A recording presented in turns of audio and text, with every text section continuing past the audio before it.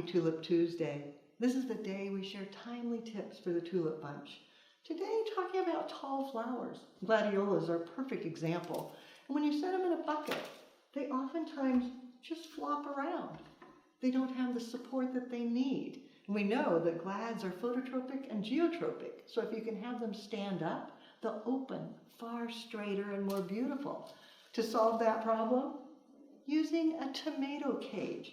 You can put it in this direction, but I like to go this direction so that I have that extra support at the top.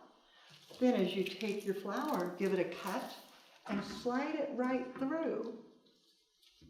And it keeps it standing upright. It works well for glads, lilies, callas, anything with that long stem that needs a little extra support. Now you know how the pros do it.